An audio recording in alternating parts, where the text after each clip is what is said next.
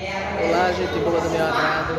Estou aqui no espaço Irlanfest, aqui em Monteiro, iniciando mais uma reunião com o pessoal do IDH, do Parque do Cariri, para tratar hoje do bioma caatinga, do meio ambiente, dessas questões ambientais que tanto atingem a nossa região. Que é um problema sério, que a gente tem que tomar conta do nosso meio ambiente. Não dá mais para realizar as mesmas práticas que a gente vem realizando há anos e anos.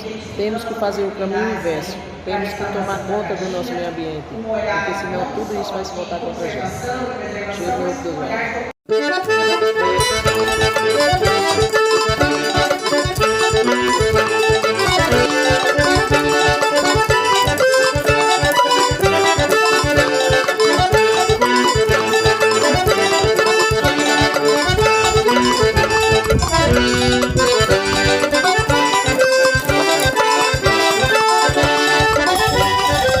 Olá, gente boa do canal Museu do Agricultor.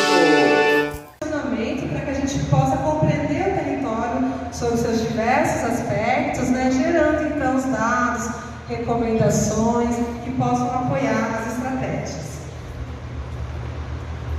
E aqui só para a gente lembrar, então a gente passou por uma série de oficinas, então tudo isso tem um embasamento ali teórico, que nos apoia para a gente gerar esses resultados. Então, para quem participou, só relembrando, a gente fez o diagnóstico da restauração, que foi aquele momento que a gente olhou para os fatores chaves de sucesso, o que estava presente, o que não estava, fizemos várias discussões para poder entender o que precisa ser fortalecido no território para que a restauração se mantenha, aconteça efetivamente. A gente fez o mapeamento da paisagem social, que foram aqueles mapas, onde a gente colocou quem são as organizações, quem são as pessoas que atuam de forma direta ou indireta com esse tema da restauração, da conservação, da agroecologia, da produção sustentável. Também foram uma série de discussões que a gente conduziu aqui com vocês. E hoje eu vou mostrar o resultado disso tudo, como que a gente amarra tudo isso tudo, como que a gente traz o melhor conhecimento, como que a gente alia, o melhor conhecimento, que é o conhecimento que vocês têm do território, que a gente trabalhou juntos, identificamos, sistematizamos isso, e como que a gente traz a melhor ciência, que é a gente trazer todo esse conhecimento, cruzar essas informações, para a gente poder trazer, então, possibilidades, estratégias para apoiar a estruturação de planos de ação. Aqui só para a gente lembrar também, então a gente teve várias etapas, e a gente consolida isso em 4 etapas, que foi a identificação dos fatores motivacionais. A primeira etapa, que foi a construção das metas, que foi conduzida pelo IDH, que a gente participou e que a gente traduz isso em fatores motivacionais, o que motiva, onde que vocês querem chegar, com o pacto, com as ações de conservação, de produção, de inclusão. Então a gente traduz isso em fatores motivacionais, que é uma etapa super importante para a gente poder pensar em que respondem a esses fatores motivacionais, mas também aos aspectos legais, a gente sabe que uma das camadas para a gente também poder propor estratégias de restauração e conservação, além dos fatores motivacionais, além de onde vocês querem chegar com a restauração e a conservação, a gente também traz dados dos aspectos legais, o que a lei exige também em termos de restauração. E um outro aspecto importante para a gente trazer possíveis arranjos de restauração é o que já acontece no território. O que vocês já fazem que tem relação com a restauração, quais são as principais espécies, produtos que são importantes para o território. Isso é uma outra camada que a gente é super importante para a gente poder pensar nos arranjos de restauração. E também o que a gente chama de fatores ecológicos, ambientais. Então, camadas de análise que entram nesse processo, o tipo de solo que ocorre na região, onde já tem vegetação nativa, a presença, a ausência de vegetação no território, a forma de uso e ocupação do solo, como está ocupado esse território em termos de produção. E questão hídrica também, onde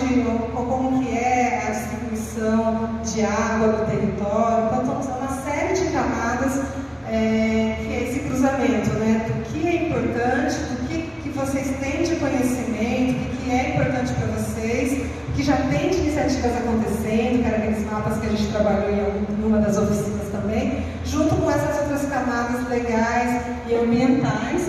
E aí a gente chegou em algumas possibilidades de arranjos de restauração para o território, que a gente dividiu em dois tipos, né? Então a gente está trazendo, né? A gente mapeou oportunidades de restauração produtiva, que são os sistemas agroflorestais, e a restauração ecológica, que é a regeneração natural, a restauração ativa, né? O plantio de sementes, de mudas, e o que a gente chamou de restauração hidroambiental. São aqueles locais, situações, onde a gente tem um nível de aridez, um nível de degradação do solo, um nível de intensidade, que a gente precisa, além de plantar, além de promover a regeneração natural, o retorno da vegetação, a gente precisa conter processos de degradação do solo para garantir que a vegetação retorne.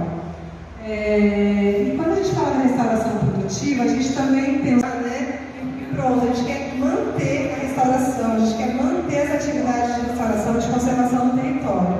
E para isso, existem alguns fatores que garantem o sucesso, que garantem a manutenção da restauração e que eles precisam estar presentes. Então teve uma etapa que quem participou vai se lembrar, né, que foi o diagnóstico desses fatores chaves. A gente fez 2 oficinas aí, discutimos bastante e a gente sistematizou esse resultado, trazendo o status, ou seja, esse é um diagnóstico de tudo que a gente já levantou. Para eles chegarem nesse diagnóstico, um grande trabalho, uma grande mobilização, que a gente levantou todas essas questões. Que os fatores-chave estejam presentes para que a restauração aconteça e se mantenha. Nosso presidente Bida. Quem lembra, né, a gente tinha 3 grupos, então eram os fatores-chave que motivam as pessoas a fazer a restauração, presente aqui. Os fatores-chave que facilitam a restauração e os fatores-chave que precisam estar presentes para que haja implementação efetiva, né? Então, a gente tem um sinaleiro, né? Então tem alguns que estão presentes, isso é ótimo.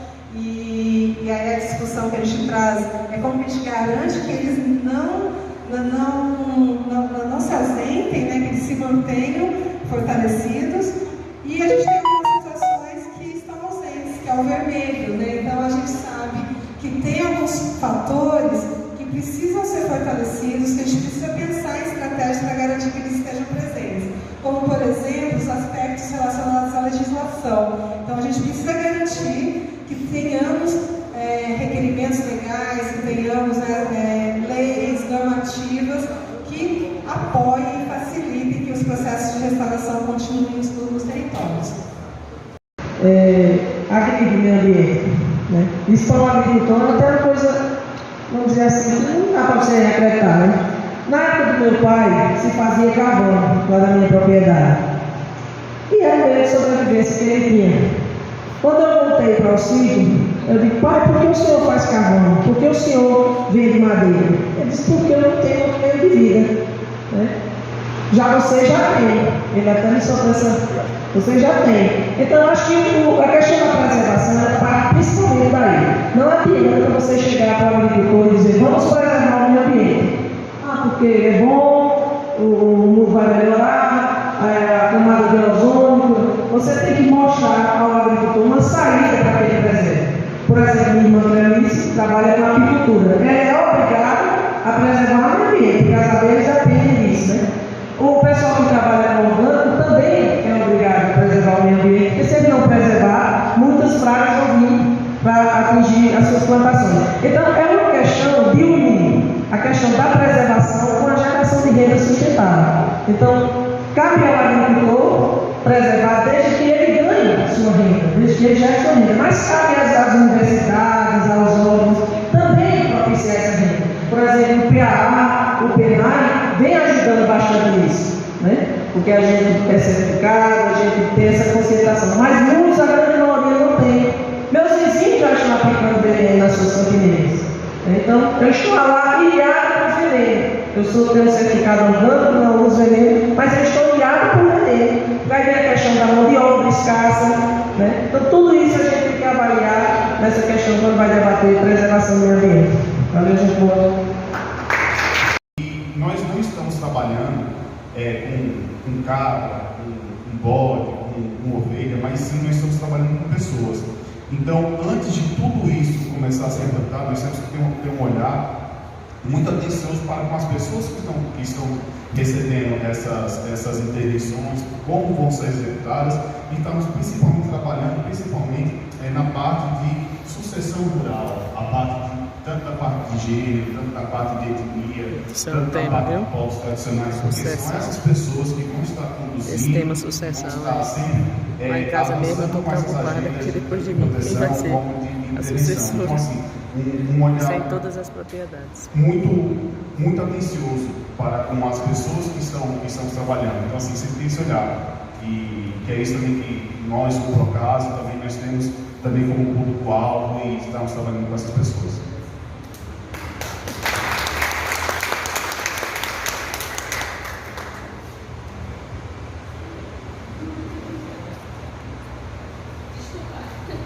Ligou.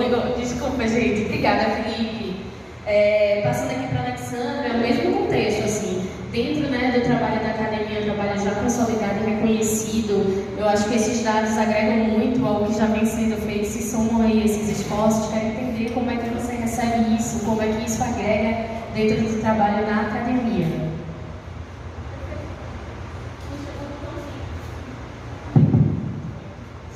Então, perfeitamente, uma pergunta bem estratégica, mas me permitam antes, fundamental a minha apresentação. Então, Alexandra Vieira Lacerda, eu sou professora da Universidade Federal de Campina Grande e estou atuando no Centro de Desenvolvimento Sustentável do Semiárido desde 2010, que fica aqui na cidade de Sumé.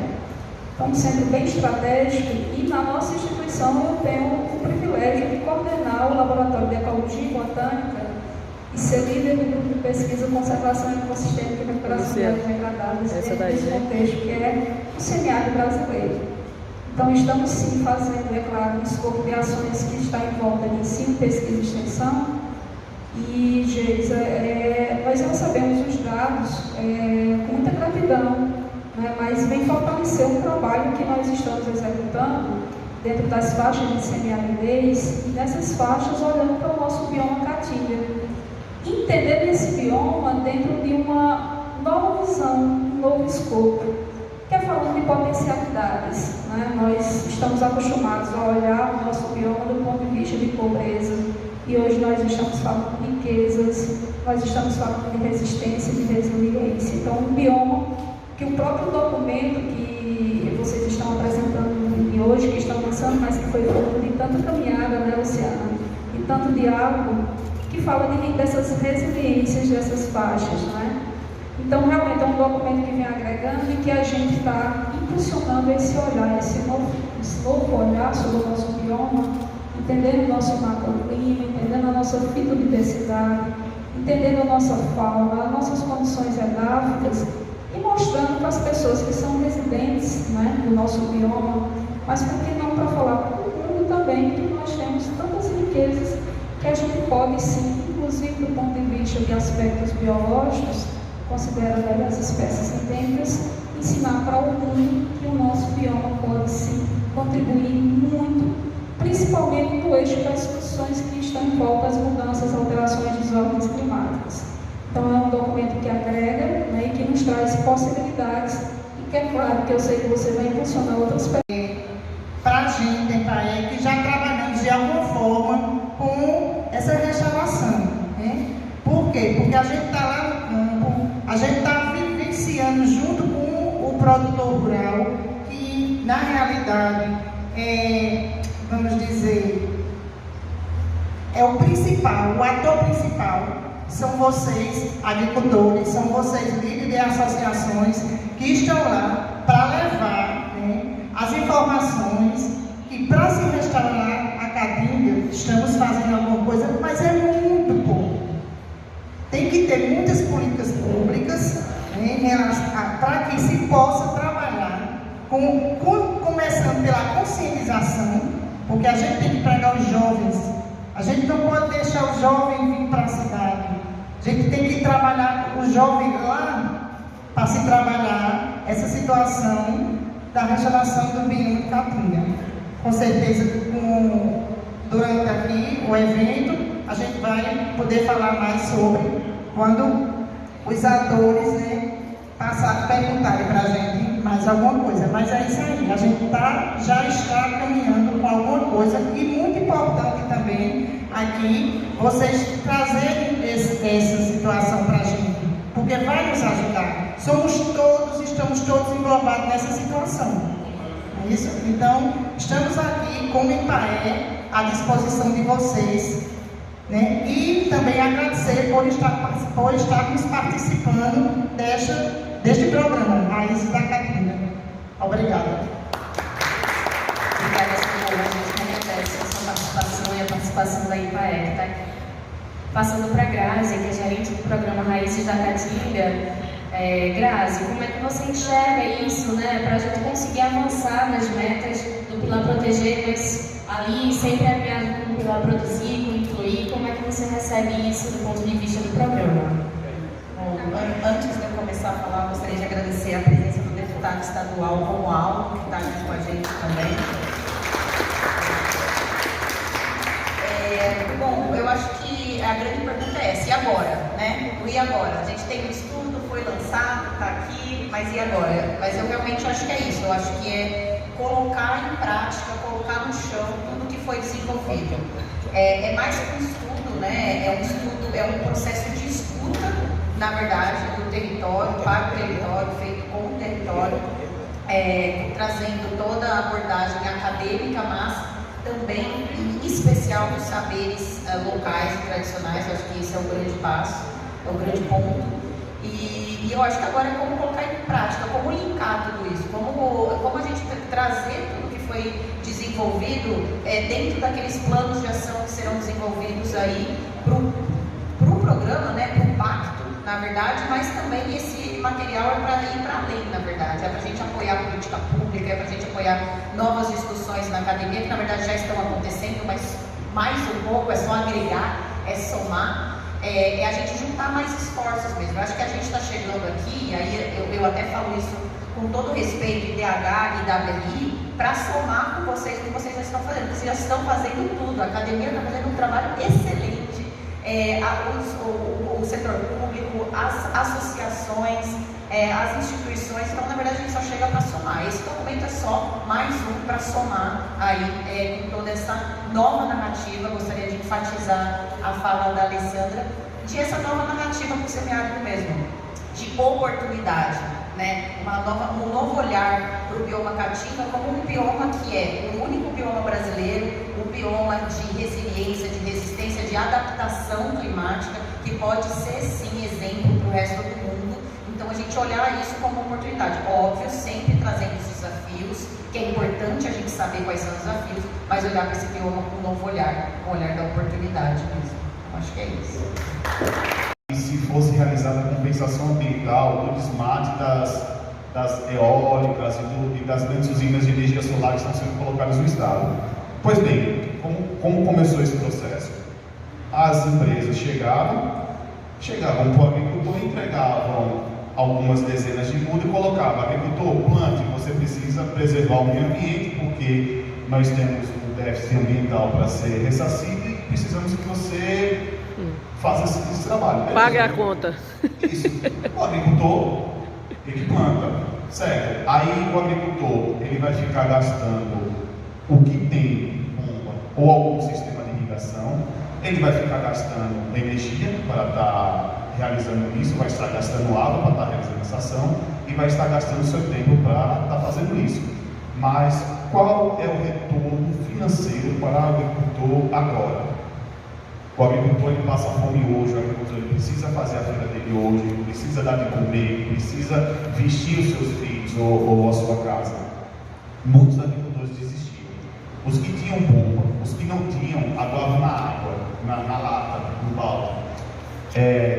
Quando nós pensamos em preservação do meio ambiente, a ferramenta que eu acredito ser a que mais gera fluxo são sistemas agroflorestais.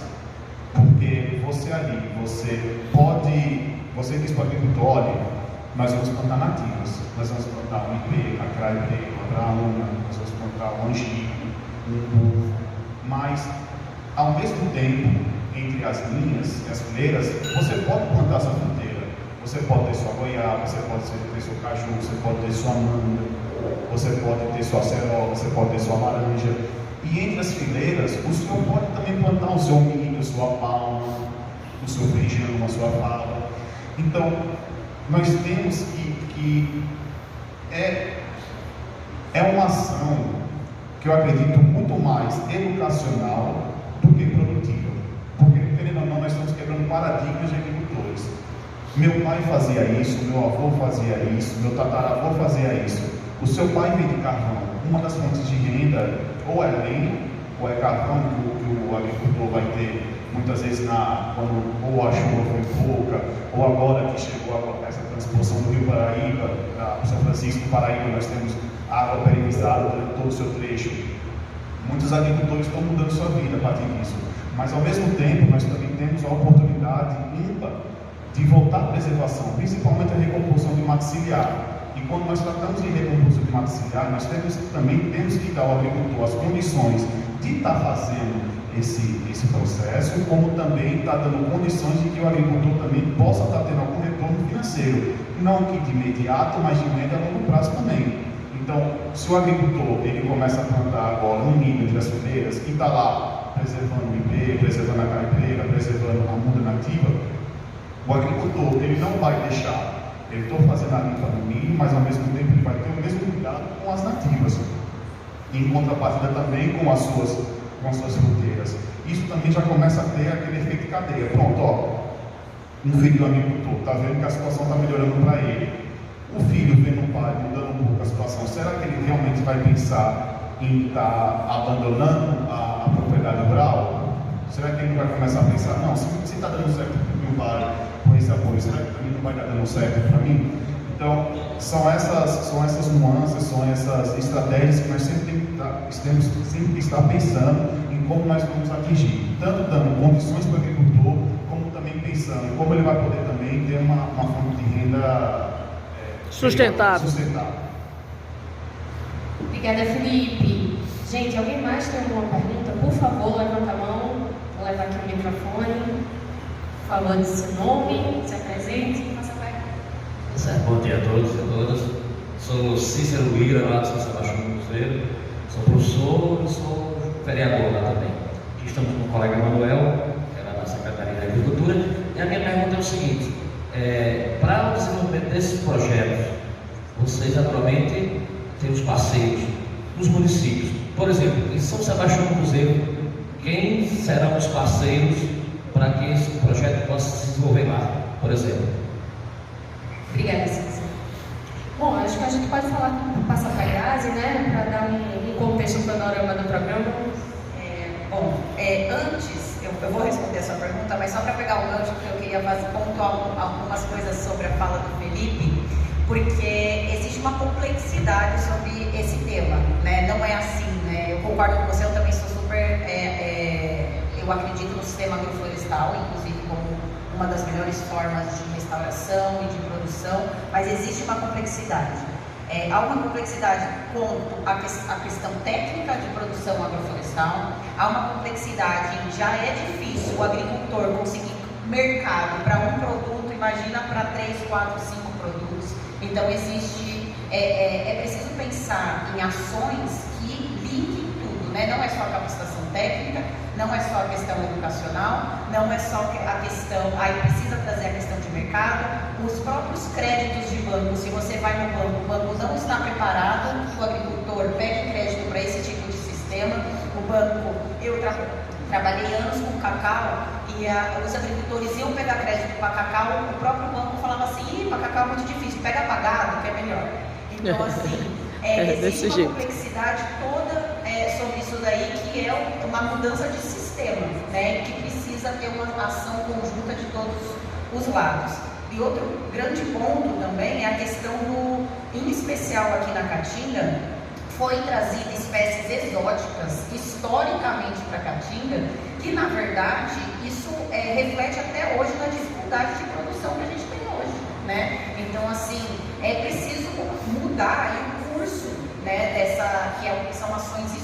importantes para a gente falar no novo modelo de produção. Um agricultor falou para mim uma vez, quem está no vermelho não olha para o verde, não adianta, né? Verdade, Então é isso. desse então, jeito. A gente precisa pensar estrategicamente e dar uma solução complexa para um desafio complexo. Não adianta vir com solução fácil para um problema tão complexo. Agora, respondendo a sua pergunta, Corações pulsantes que a gente tem que analisar bem dentro desse contexto ambiental. Porque assim, a gente fala hoje, se eu comparo a década de 60 com hoje, é claro, a gente fala muito mais hoje da importância do meio ambiente. E por que a gente fala? E a gente trabalha muito com a questão, por que conservar? Aí eu entro, então, por que degradar? Então hoje a gente vê muito mais gente que tem facilidade para degradar do que para conservar. E por que isso? Fato, muito simples. A gente não entende os valores dos recursos naturais. Tá? E isso não é repassado dentro do processo, sim, de sensibilização e conscientização. Tá? Enquanto universidade, a gente trabalha muito com esse viés e a gente sabe da importância de fazer esse processo de sensibilização e conscientização. Vejam todos vocês que hoje nós trabalhamos com painéis para entender degradação ambiental e hoje está assustador. Quem trabalha com contabilidade ambiental sabe que está assustador. Vejam vocês hoje que nós estamos ampliando funções de desmatamento. Aí dizem, não, é só retirada de vegetação. Não, quando eu tiro vegetação, eu tiro fauna associado, eu mexo com solo, eu mexo com questão hídrica. Então, hoje, no cenário atual, eu acredito que essa informação já foi repassada para todos têm consciência. Hoje nós estamos tendo no Brasil, já áreas que se configuram como áridas. Não é mais semiárido e subúmido seco, não, é árido. Tá?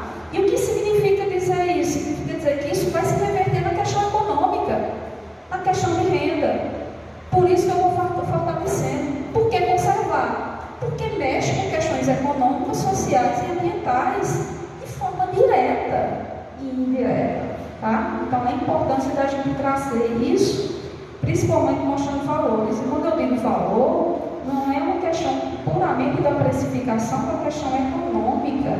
Tá? Tem valores de existência, certo? Então, é importante, estamos no sistema capitalista, Camila, você está certíssimo, não adianta a gente chegar para uma pessoa que depende diretamente daquele recurso e diz, você não vai desmatar, não vai tirar uma baraúna, uma craibeira, uma aroeira, né? E ele vai dizer, eu vou tirar porque eu só sei fazer isso, e eu preciso alimentar num curto tempo.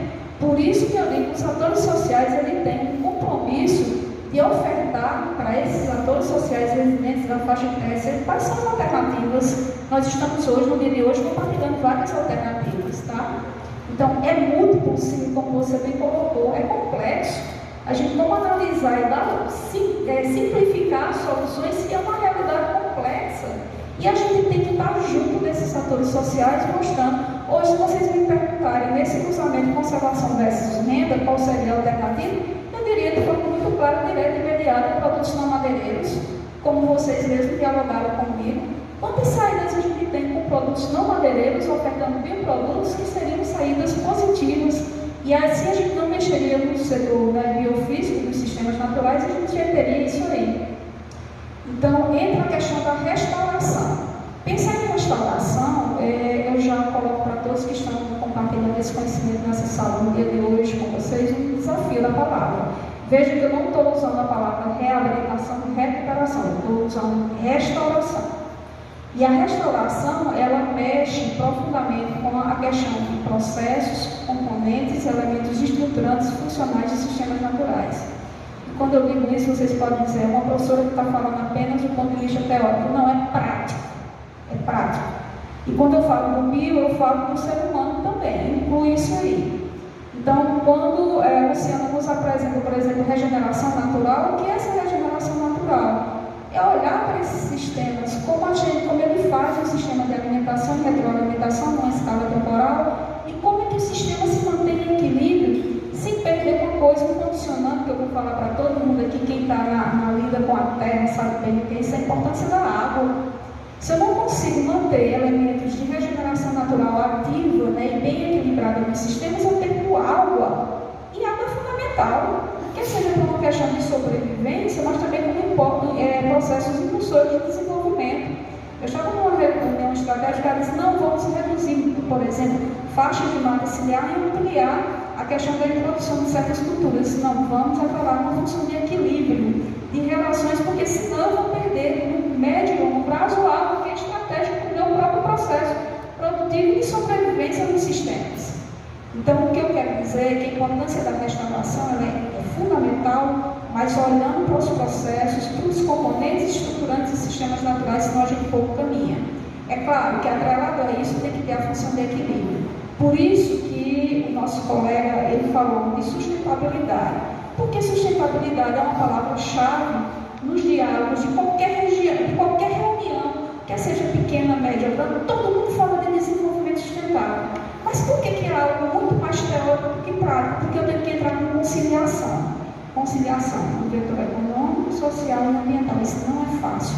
Mas os seres humanos eles têm que estar estrategicamente reunidos, pensando em como fazer isso, porque é fundamental. Senão nós vamos acabar ampliando zonas áridas nos nossos sistemas, mexendo com os sistemas biofísicos e reduzindo questões importantes, inclusive sobre sobrevivência humana, sobre os sistemas naturais. Então, Flemilda foi bem estratégico, conservação versus preservação versus renda, mas falar, por que conservar? Né? Então, por que conservar? E por que é tão mais fácil a gente degradar do que conservar? Quando a gente resolver essa equação, a gente consegue fazer uma boa restauração ecossistêmica. E restaurar lá o bioma dele, tá entendendo? Não tem. Então tem que, eu acho que por aí era uma saída.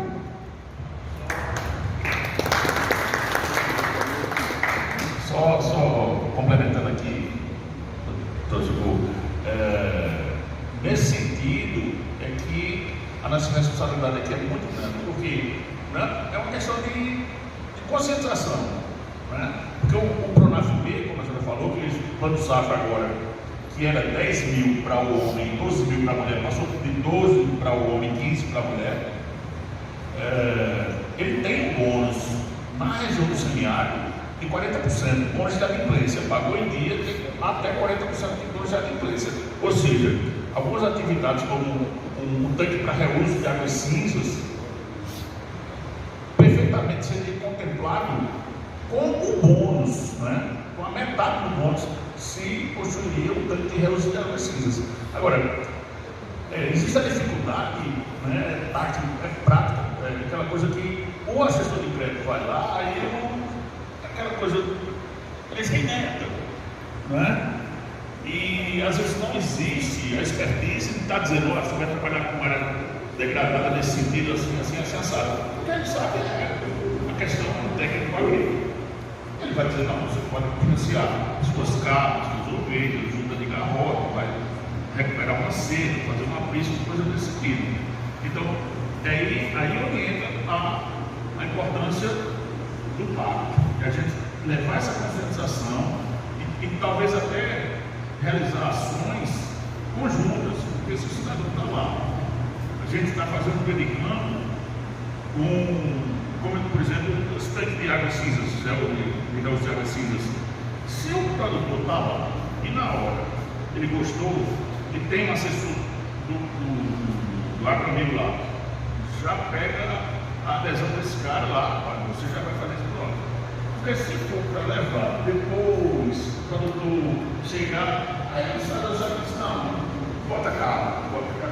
Quer dizer, a questão da concentração até do acesso ao crédito, né? Então, a nossa importância aqui é enorme. Certo? Obrigado. Valeu. É o Laboratório da Técnica de Trabalho na região do Cariri como um todo. Obviamente, o Cariri Ocidental faz parte da nossa placa de pedra. E, primeiramente, eu estou muito feliz, muito satisfeito por estar nesse debate, provocado com todos esses entes, com o governo, com os proprietários, com os produtores da terra, com o Procas, com o Estado, com a Emparé, com os municípios, com os agentes municipais, com a academia, resgatando aqui a professora Alexandra, como ela falou, uma década de trabalho, pensando aí, entendendo a restauração do Cariri Ocidental, enfim, estou muito feliz com isso e com esse debate. E vou fazer nenhuma pergunta, realmente um paralelo com o que já está acontecendo, os nossos resultados estão mostrando, um alerta, um alarme e uma preocupação nesse debate. A gente se preocupa com a legislação, obviamente está aí, com a regulamentação, por exemplo, a gente tem que conservar 20% das propriedades com reserva legal e vamos botar em média 5% aí de ABP. Então, a gente vai para a parte ambiental no semiárido, essa é a regra geral. Quem delimitou e por que se delimitou 20%? Se alguém tiver a resposta nessa sala. Tá? E aí, o que é que os nossos modelos mostram? Que modelos são esses? São modelos baseados em 8 metros por 8 metros do solo do Cariri. Por exemplo, que se a gente fizer isso, recuperar 20% e levar os 5% de APP, o ritmo de degradação que faz séculos que ocorre aqui, ele continua. A diminuição da capacidade produtiva da terra para sustentar as 20 ovelhas que o produtor quer comprar, ele continua. O índice de aridez que a professora falou vai diminuir a capacidade de segurar água na terra, ele continua. Ou seja, o que a legislação está falando não sustenta o futuro da capacidade produtiva para o pequeno produtor, onde tem mais de 18 mil propriedades rurais cadastradas só no CAR e a grande maioria de pequena propriedade. Ou seja, a gente tem que encontrar solução para isso. O banco não faz isso, ou faz, já mostrou que tem alguém que faz, mas não está acontecendo, mas a gente precisa encontrar um caminho para isso. E o caminho foi bem mostrado aqui, e juntando as duas coisas que não necessariamente precisam ser excludentes. Por exemplo, a gente tem uma grande data aí de restauração ecológica, extremamente necessária, não é uma área. E umas porcentagens próprias do SAF. Mas como bem citou a discussão aí com os proprietários, como arrojo do proprietário, a restauração ecológica ela pode ser temporariamente SAF, inclusive para salvar as mudas, porque as mudas florestais também vão precisar de umidade no solo para ter sucesso, porque a gente não vai ter água suficiente para irrigar essas mudas florestais. Então, a própria estrutura do SAF temporário, onde é necessária a restauração ecológica, ela pode ajudar o produtor, porque ele vai ter uma produção para sustentar, por exemplo, as suas ovelhas, enquanto as mudas estão crescendo, e ele está aprendendo tecnicamente como também fazer, depois que elas crescerem, fazerem cobertura, por exemplo, e essa área for recuperada ecologicamente, ela ser uma área vizinha de um SAF, tá? Mais prolongado para a renda do produtor. Então, assim, esses arranjos são extremamente importantes, mas se a gente pensar que no funcionamento do sistema, como a professora Alessandra falou, isso é extremamente importante, porque a gente pode integrar, não excluir essas situações, para inclusive trabalhar nas áreas degradadas. Porque os solos degradados a gente não pode pensar, temos que pensar inclusive em solos degradados para fazer SAF. Temos que fazer isso, porque a maioria está assim. Ou a gente encontra a solução para restaurar essa situação, ou a gente vai continuar no nível de degradação e de diminuição da capacidade produtiva, tá? E a gente tem, olha só gente, se a gente lembrar, o Cariri Paraibano foi uma das regiões mais ricas agrícolas do Brasil. Foi da região daqui do Cariri Paraibano, onde aquela grande boom do algodão que criou a estrutura do Campina Grande. Então, pensar que não é uma área produtiva, vamos lembrar que a colonização dessa região foi, a gente estava conversando aqui, foi por gado bovino. Tá? Hoje, o carro-chefe das festas das cidades pequenas, vai ter uma embujão daqui ao dia, é do bode. A gente saiu da capacidade produtiva de sustentar bichos grandes para agora ter a capacidade produtiva de ser os bichos pequenos. Tá? Isso é ruim, não. Acho que é terra para bode, é para ovelha, para gado, bovino, etc. Desde que a capacidade do sistema seja preservada. E vem para a complexidade. Não vem nos outros modelos, não encontramos outro modelo que não seja um modelo complexo, que é um modelo que precisa de mais floresta, que precisa de diversidade de cultura, que precisa de rotação de cultura, que precisa de interação lavoura-pecuária, para quê? Para que isso faça o sistema funcionar. E sim, todos os dados, em qualquer região semiárida do mundo, onde tem complexidade, tem resiliência à mudança climática. Por quê? Porque essa região, gente, do semiárido do mundo todo, é a região que evoluiu com mudança climática. Como é a região que é a biota nativa, que o sistema natural evoluiu com mudança climática, é mais vulnerável à mudança climática. Passou por mudanças climáticas no passado, milhões de anos atrás, milhares de anos atrás, o semiárido passou por aí. Aí fala, mas milhões de anos atrás é diferente da mudança climática agora, que é rápida. Mais rápido que o semiárido passa, de janeiro para fevereiro, para agosto para setembro, já teve mudança de clima. Se for abril para lagoa, já teve mudança de clima. Então, uma região que é pior ter evoluiu mudança climática, é a região mais estratégica para ser produtiva a mudança climática. Agora, o que a Caatinga não é resiliente é a degradação. ASD, que são as áreas suscetíveis à desertificação. Gente, isso é fato, isso não é uma ilusão. É importante que a gente esteja atentos a essa discussão. Por isso que DH, WN Brasil nos traz a proposta desse documento, porque nós estamos ampliando, isso não é uma ilusão, é fato. Veja que em 2005, só vou colocar um dado mais recente para vocês. Em 2005 nós tivemos a delimitação do semiárido, que foi proposta pelo Ministério da Integração Regional, que nós tínhamos uma configuração. Em 2017, final foi aprovada uma nova delimitação, onde nós tínhamos a ampliação e entrada de um estado que foi o Maranhão, estava na anterior.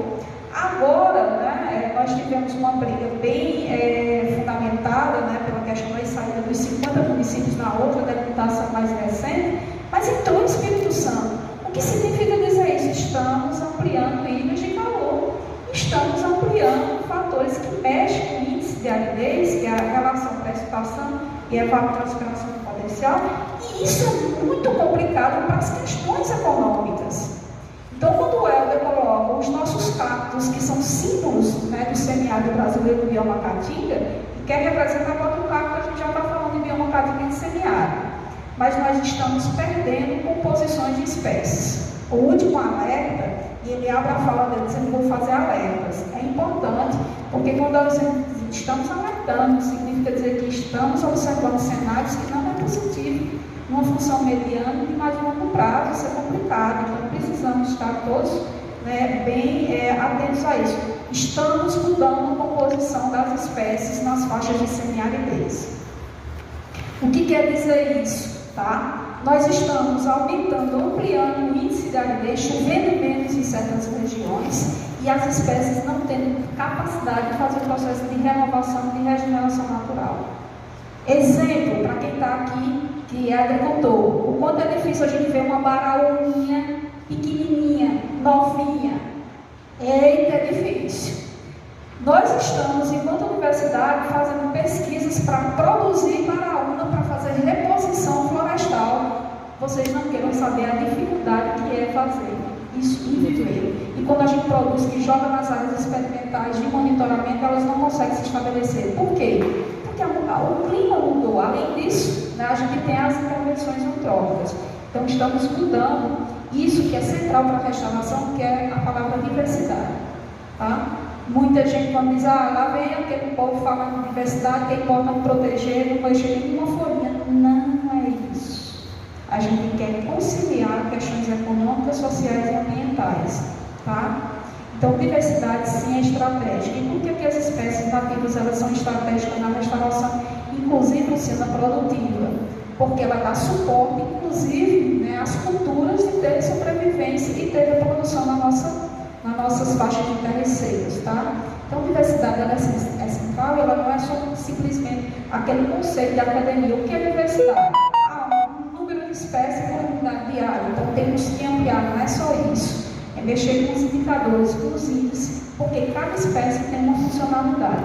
Nessa sala nós temos vários atores sociais, mas cada um de nós tem uma função dentro do nosso sistema. É como as espécies na natureza, cada uma tem uma função. Por isso que trabalhar com restauração, sim, é importante a diversidade. E aí, vou fechando com a questão desse desafio, que a BNB quer mexer com a sociobioeconomia. É muito importante a gente trazer esse debate dentro desse aspecto de relações e fazer uma relação equitativa e justa. Não adianta eu jogar a questão econômica lá em cima e o social e a biodiversidade lá embaixo. Não, tem que ser de forma equitativa. Como fazer isso, equilibrar? É o nosso desafio nessa sala de hoje, encontrar os caminhos. Pela CEPAC, que tem aproximadamente 200 famílias, que vão daqui de Monteiro até Taperoá, né, que conseguem produzir, aliando a preservação e comercialização dos seus produtos aqui do Ciano, do Rio, que fazem parte também. Então, acho que também é um desafio a gente olhar para as ações que já estão acontecendo e como é que a gente pode fortalecer essas ações. Tá? Por fim, olhando também, voltando aqui um pouco para todo esse trabalho e estudo que foi feito, enquanto organização signatária do pacto, né, fico pensando como vai ser importante para a gente que está lá no pacto, né, no desdobramento das ações. Então, é isso que eu vou falar. Obrigada, Gessie. Vou passar para a Luciana, que a gente faz 2 blocos. Então, fecha aqui e depois a gente vai para Manualdo e para Valdemiro. Bom dia a todos. Eu quero parabenizar a professora Carla. Conheço o Viveiro lá, muito excelente. A questão de socorro, ela colocou uma questão muito boa. Quando nós chegamos na Vila Lafayette, nós tivemos um problema seríssimo, que foi receber a reserva sem cercar, a qual tinha um cidadão que era vizinho da Vila Lafayette, e ele criava 180 criação de bode dentro da reserva. E um trabalho meu e de Agnaldo junto com a associação, que foi cercar a reserva, porque hoje, se nós tivesse cercado, nós tínhamos perdido várias espécies. E uma das minhas preocupações, eu sempre comento com o Cremilda, porque os créditos de carbono já chegou lá em Minas Gerais e aqui na Paraíba não chegou ainda. Muito bem. Porque assim, isso é uma das coisas que quantas pessoas têm a sua reserva ainda. E na Vila Lafayette hoje a reserva da gente são 150 hectares fora as APP. Inclusive esse ano mesmo, a gente levantou um dinheiro com o dinheiro da associação e a gente cerqueu um APP que tinha gente que estava destruindo. E nós fomos juntando centavo por centavo para comprar a roda da dama e nós cerquemos. Entendeu? E se chegasse esse crédito de carbono, ajudaria muito os agricultores. Isso aí, Luciano. Obrigada, Luciano. Valeu. Casca de bala. Deputado estadual e também ambientalista e agricultor da área do semiárido. Então, vou começar logo umas diferenciações que têm que ser feitas.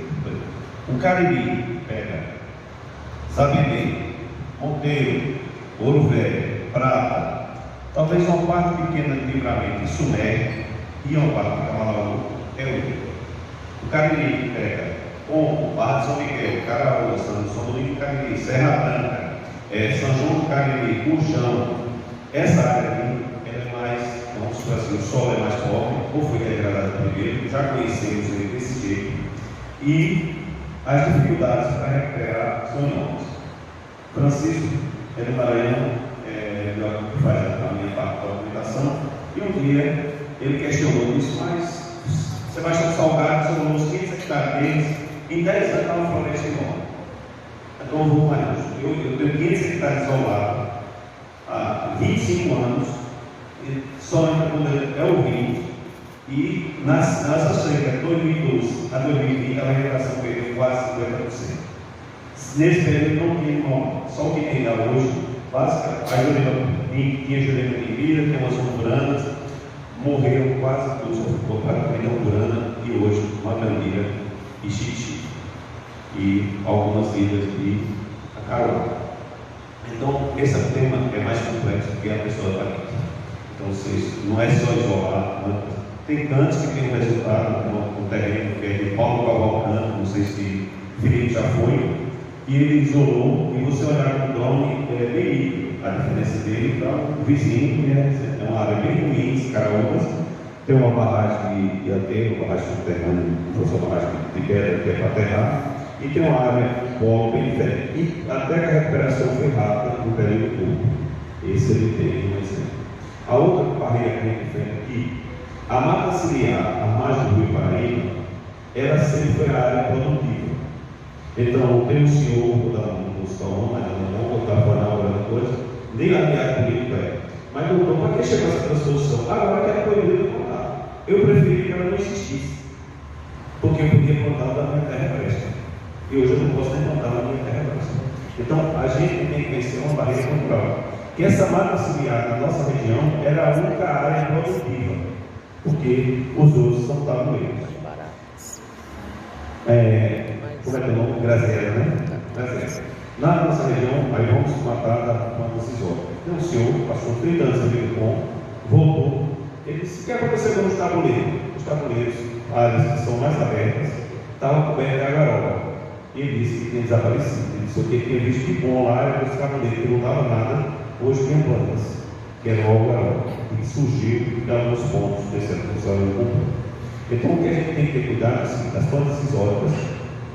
O rapaz falou ali, que já foi produtor, meu pai tem essa propriedade, essas propriedades da família, são minhas, não tem a ver com a herança, porque eu comprei minha parte do dinheiro, né? Mas a propriedade do meu pai, ele plantava algodão. Deixou de plantar na década de 60, pelo custo, o valor que era a mão de obra e os locais, e ela se reconstituiu quase por completo. Passou a criar a borda, ela foi fechando, hoje é relativamente. Então, se for pegar o município como um todo, eu diria que a área degradada ela é menor do que era há 50 anos atrás. Agora a gente tem que fazer por onde melhorar essa área, mata ciliar, preservar o ambiente e o que é que trabalhamos. A gente, por exemplo, que trabalha na construção, que eu gostaria de ter uma experiência que a gente está tentando fazer, é construir caixas d'água para as pessoas preservarem a mata ciliar e darem condições de elas produzirem fora dessa área. E vai, quando ela planta ali, vai surgir plantas novas na margem.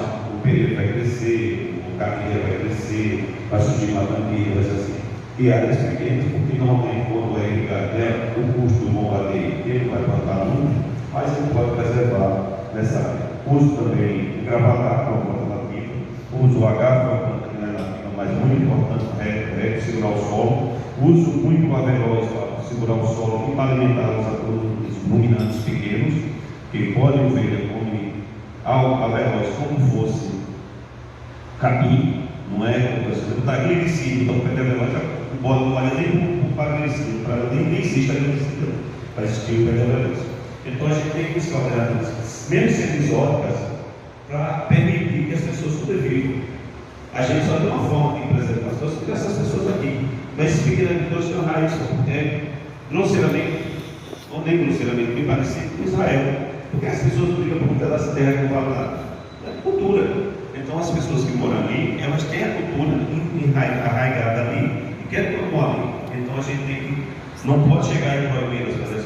Temos que ir levemente substituindo o que elas fazem ou permitir, mostrando que tem coisas viáveis fora daquilo que ela sempre fez padrão, mas que temos que a gente intervir dessa forma. Então, essas que tem aqui, muitas coisas aqui são interessantes. Agora, lembrar, esse cara e minha casca de bala aqui. Bom dia, pessoal. A reunião em defesa do meio ambiente, em defesa da nossa geração de renda sustentável.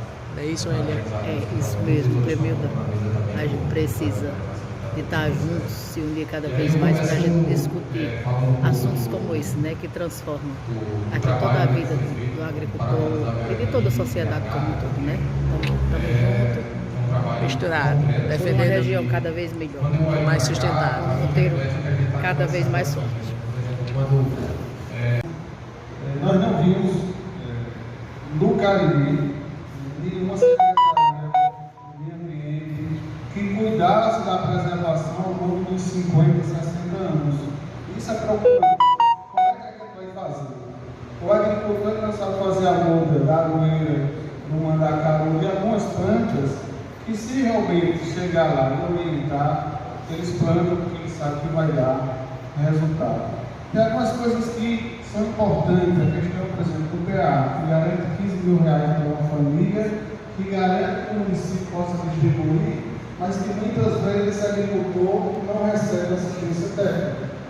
E isso foi colocado, Neymar, no plano SAP. Tem muitas coisas que é importante que o banco faça essa discussão, porque o plano SAP foi lançado, o recurso se ampliou desde o agronegro e de outras linhas de crédito, mas que muitas vezes ele não chega ao agricultor. Quantos programas de mulher foram financiados no Nordeste e aqui na Paraíba ao longo dos anos? Quantos programas de jovens foram criados e implementados com esse olhar da preservação da Agradecer aos nossos debatedores, a Graça, a professora Alexandra Felipe, alunos que estão aqui. Agradecer a toda a equipe do WFI e da ITH que sistematizar e trazer isso de uma forma, traduzir isso de uma forma acessível para vocês. Então, vou pedir para todos nós um aplauso bem forte.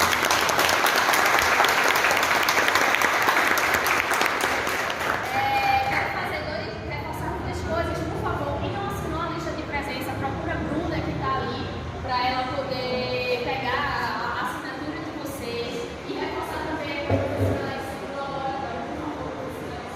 pessoal, quem precisar de doação de música, eu posso colaborar com a tecnologia local, especial da UCG. Conte comigo que a gente ajuda nos processos de restituição. Desculpas ao pessoal que se inscreveu e não conseguiu falar, realmente nosso tempo ficou apertado, então pedir essa compreensão de vocês e dizer que isso aqui foi um sonho que está sendo realizado, mas é como diria Ariane Suassuna, né, que é aqui o escritor da terra, bom é ser um sonhador realista. Então, desafios aí são postos para a gente poder avançar, mas eu tenho certeza que juntos conseguimos chegar lá. Então, muito obrigada a todos vocês.